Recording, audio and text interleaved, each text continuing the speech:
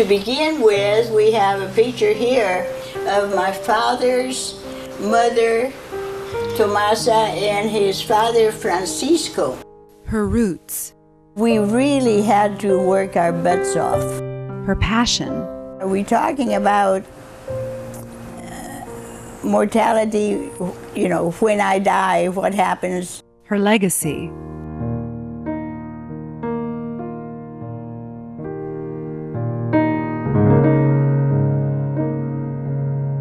Celebrating life with Josephine Casanova Jimenez, a leading woman, mother, and wife who also became the first Latina principal of a high school in the second largest school district in the United States. I was born in Cuba, in the town of Ciego de Ávila, and there's a question whether I was born in 1912 or in 1915. Different records show both dates, and so you choose whatever you would like to have me be. Telling her age has never come easy to Josephine, but whether she is 90 or 93, her physical and mental health are optimal. She clearly remembers immigrating to the United States when she was only 6 or 7 years of age, and can tell you about it as comfortably in English as in Spanish. Cuando vine con mis tías y primas, y vinimos a la escuela en Norman Park, Georgia. Y mis padres me trajeron, me dejaron allí y se fueron para Cuba. ¿Qué sentiste? Nada, no sentí nada. ¿Nunca te dio...? No, porque yo estaba muy acostumbrada, pues, porque en Cuba habíamos vivido en familia. Así es que yo estaba acostumbrada a vivir con estas tías y mis padres y mis abuelos. Y lo único que era diferente era que ahora no estaban los padres y los abuelos, pero estaban las tías. Life is bursting from every corner of Josephine's apartment. Pictures of her loved ones abound, especially of her 2 grandchildren. I enjoy my own family, which is one son, Carlos, and his family, Virginia, and my 2 grandchildren, Daniela and Diego, who at this moment are my entire life. Her achievements during almost 50 years of educating children within the Los Angeles Unified School District hold a special place on her walls and in her memories. I spent many years with young people, enjoyed every minute of it. Being a woman of strong convictions is something that Josephine carries in her blood, perhaps influenced by her maternal grandfather, Manolo Batayan, who was born in Cádiz, Spain. And he came to the United States, he came to Cuba as a stowaway, as a runaway, because his family wanted him to become a priest. And he was already scheduled to go into the seminary. And when he ran away and landed in Cuba, he was taken under the wings of my grandparents and eventually married my grandmother, who was their only daughter. And so he became part of the family, part of the business, part of the entire process in Cuba, and never went back. Manolo Batayan and Ángela Vasallo had 5 children. The oldest, Amelia Amalia, married Carlos Casanova and gave birth to their only child, Josefina Matilda Casanova. My parents, my whole family was, well, they were not extremely rich, but they were comfortable. They had land, they had sugar plantations. My father was a professional banker. My grandfather was a landowner. And so our life was very comfortable. We had enough everything, a very large home which was furnished entirely with furniture brought from Europe. From the age of about 5-4, I had piano lessons, painting lessons, all kinds of music lessons, violin, all kinds of activities and enrichment. And so it was a very comfortable, privileged life. But our parents were determined that we would have an education in the United States because they didn't want a religious education. They wanted a secular education. And so in Cuba at that time, there were nothing but convents and religious schools. And so the natural thing for them, according to their beliefs, was to have the young people come to the United States to be educated. Adapting to a new life, a new country, and a new language without her parents at such a tender age would seem to be a painful transition for most children, but not for Josephine, at least not in retrospect. I don't remember it being difficult. Somehow it all seemed so easy. And I don't remember being unhappy. I don't remember being upset. I remember just fitting into a new way of life and learning English, which I learned almost automatically. By the mid-1920s, her entire family, except for her paternal grandparents, came to the United States, settling in Los Angeles, California, where life was prosperous until the outbreak of the Great Depression. Stars shining bright above you. But the Depression of 1929 came all of a sudden, and the family, because all of their wealth and property in Cuba was connected with the United States through the sugar cane, because there were sugar cane plantations and the mills and all of that. And so the Depression of 1929 hurt the family. It wiped out all of that. They lost all of their property, the value of the property and all of that.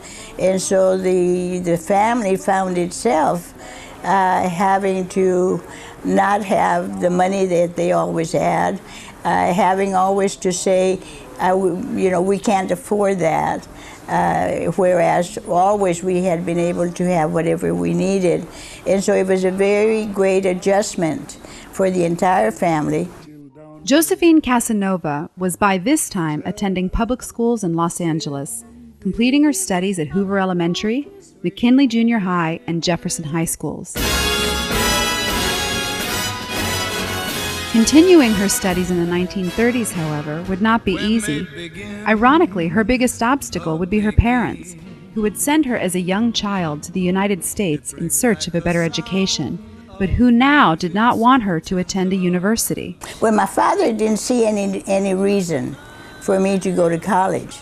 He said, you've finished your piano, you've finished your high school, you don't have to go to college, you don't have to do anything. You just sit here. Both sides of my family, my mother and my father, they believed in education and wanted the best for their children.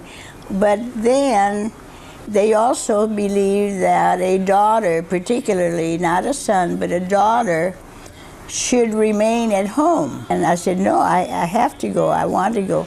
And I had scholarships, and I had an English teacher and an assistant principal at the high school, and they both said, no, you must go to college, and my Spanish teacher. And so they were instrumental in making appointments for me, in making sure I went for interviews, and I enrolled in UCLA when UCLA was a very, very small institution. So it was not because of them, but in spite of them, that I started going to UCLA. But then when I graduated and I was a teacher and all of that, then my father was very, very proud. In 1935, Josephine Matilda Casanova, now a citizen of the United States, became one of the first Latinas to graduate from UCLA. Well, in the 30s, there were very, very few women at UCLA. And In the Spanish department where I was the only woman in the department, student. It was a pioneering period of time. The first job that I got to teach in Barstow, because there were no jobs in the city in Los Angeles, was I was the only woman competing for the job. And the main reason I was given the job was not because I could teach Spanish, but because I could teach music. Because I had had a lot of music along the way, both at UCLA and privately. And so the principal wanted someone who could do the orchestra as well as teach the Spanish classes.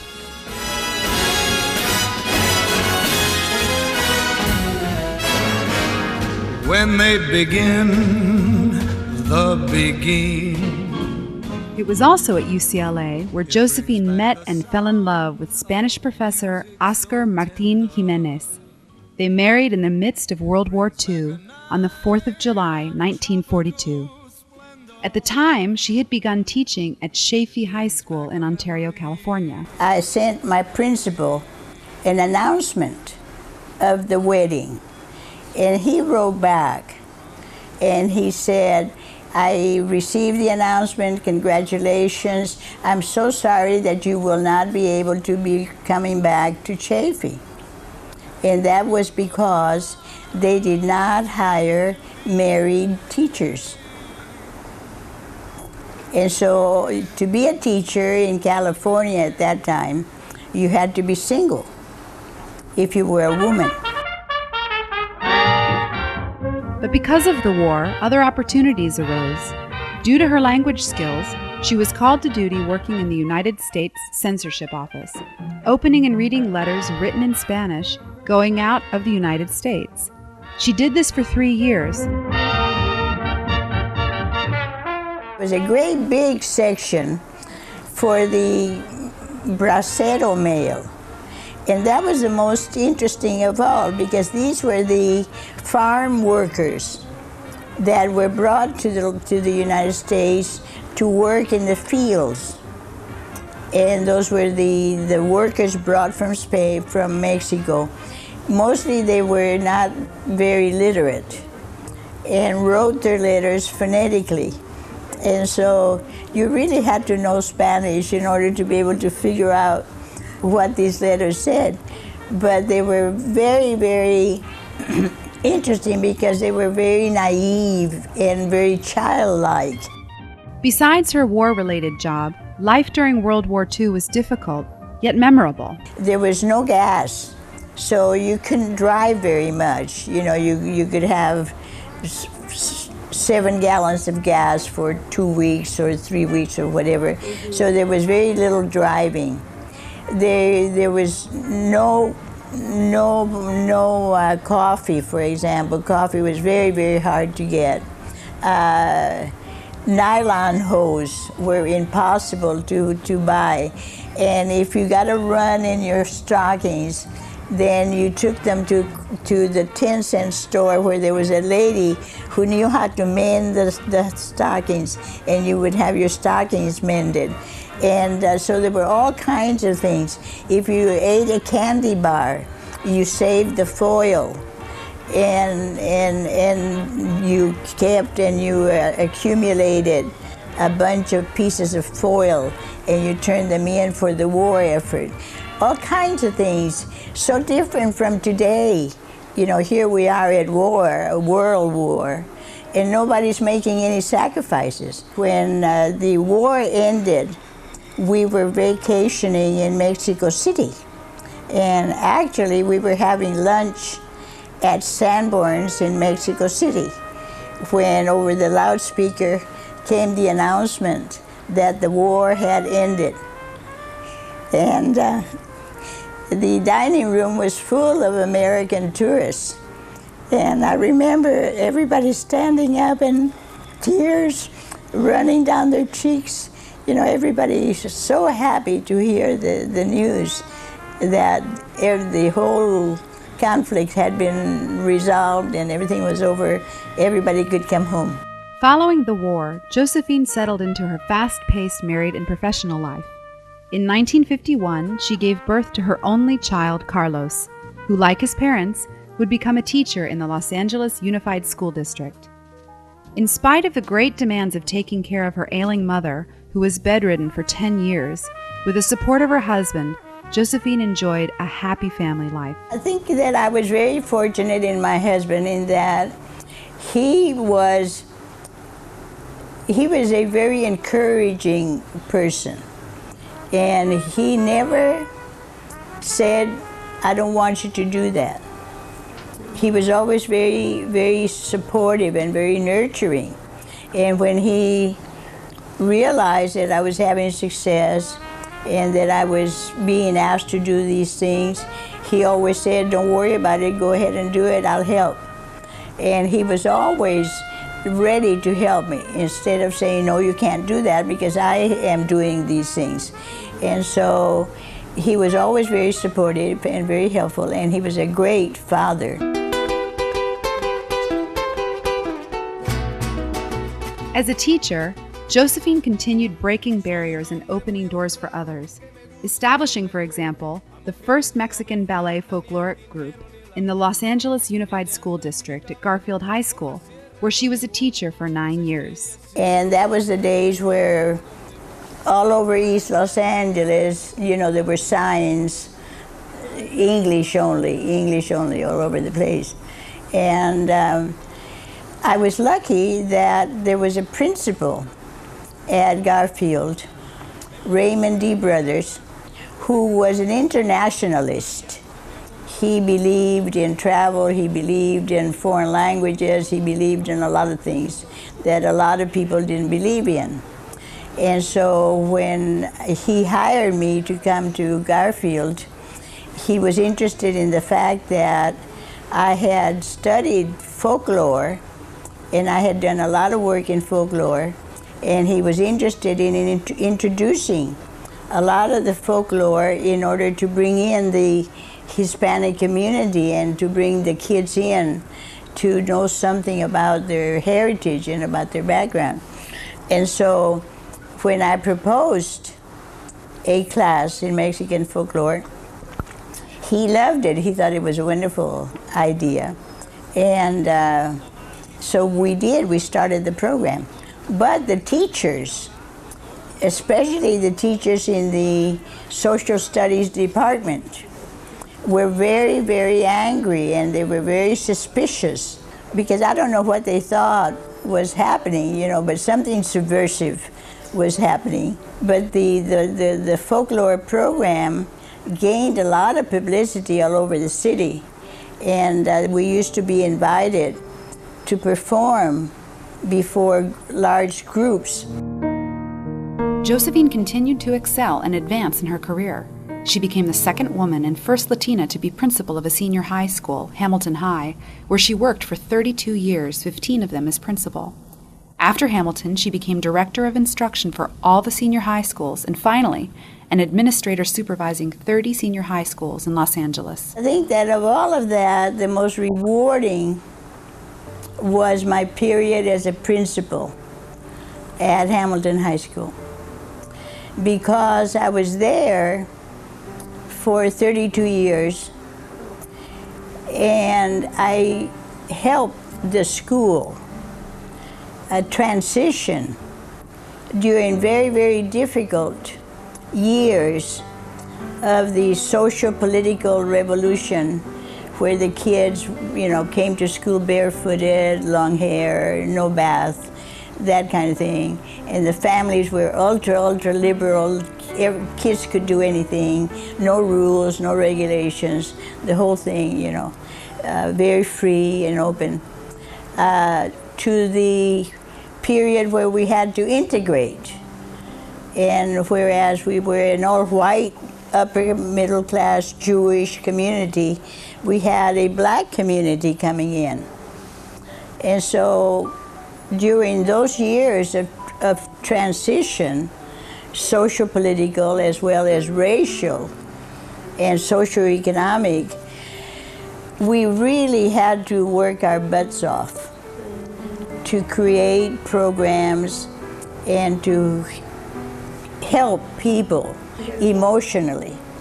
And so we had to create programs where we talked about feelings, we talked about emotion, we talked about diversity, we talked about differences, instead of trying to pretend that everything was fine. You know, we did a lot of this work with social agencies and the Council of Jewish Women and the Council of the Jewish Federation of Councils and a lot of other groups helped to bring professionals in. And we had discussion groups, focus groups, all over the campus, you know. And it was a very interesting, very hard, very difficult, very emotionally demanding period. But we came through it.